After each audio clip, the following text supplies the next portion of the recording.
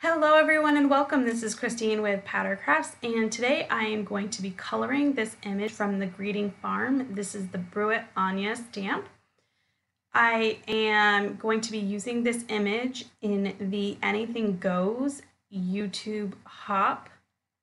So I will leave a link to that video in the description below if you'd like to see the card I created using this image. So I'm going to be coloring this image with Copic markers. So I've gone ahead and stamped her out with some Copic friendly ink, and then we will start our coloring. When I am coloring an image, I tend to, for the most part, not always, and definitely not 100% in this on this image. This image doesn't have a ton of large areas to color. Like the face is a larger area, the hair is a larger area, but her outfit is definitely smaller. So when I am Copic coloring, I tend to color with my lightest shades first, just meaning the lightest in the color family. So if I'm doing a light purple, I would do that first as opposed to maybe a dark green. Now in this video, of course, I don't necessarily follow that rule, but if you look at the areas on her outfit, they are quite small. The reason I do it this way is because it really helps me control the amount of bleeding that I may or may not get when I'm coloring an image. On images such as this, where the areas can be quite large, I would color that in and I would move on to something that does not touch the area I just colored. So in this case, I definitely would not color her hair because I would be afraid that the saturation of the skin tone is to a point where it would bleed with the hair. And I'm going to lay a lot of color down for the hair as well. So it helps that the face will be dry when I go to do that. So it just kind of helps the colors from bleeding together. So for her little outfit, I don't tend to follow too many of my little rules because I'm not laying down a lot of ink.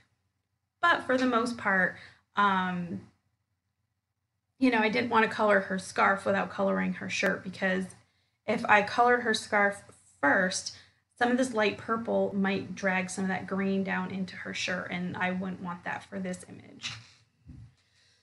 So I colored sort of the way I would normally, but not always. And again, these rules are made to be broke. They're not really rules, but it all depends on how much color you are laying out.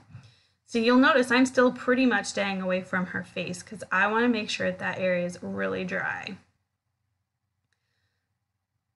So I would still consider myself kind of a novice when it comes to Copic coloring, and really up until recently, and recently probably being the last couple of months, I've hated to color.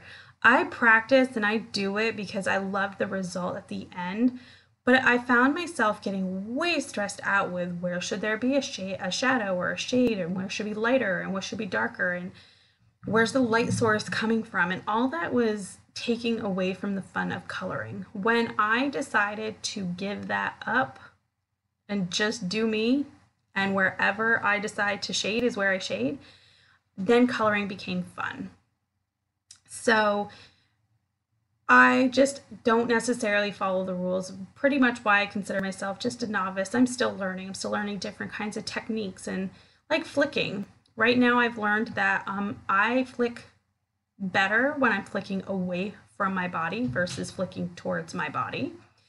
And I just feel I have better control over the pen with that. However, I'm still learning to flick, and I don't tend to do very long flicks because I am so afraid they're going to go all over.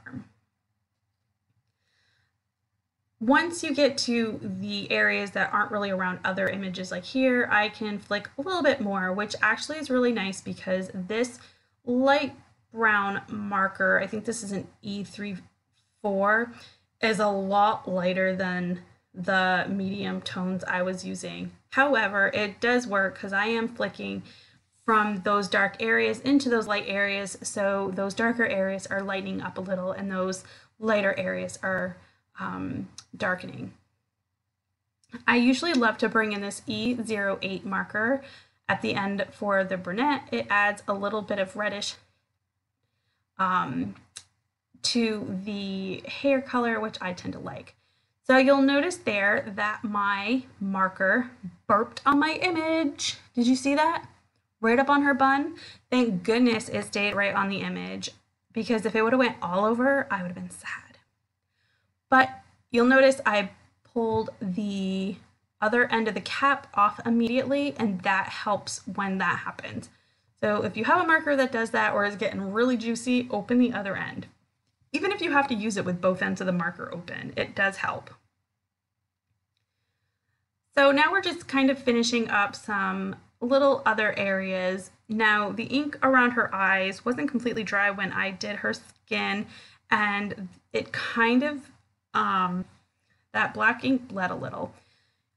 I'm going to use the image anyway because I've already put so much effort into it, and you know what, I think in the end I'm looking at the image now and I'm probably the only one who'll notice. So anyway, I want to thank you so very much for joining me today. If you liked this video, please give it a thumbs up. If you'd like to see more and you're not already, please hit that subscribe button. But until next time, have a great day. Bye.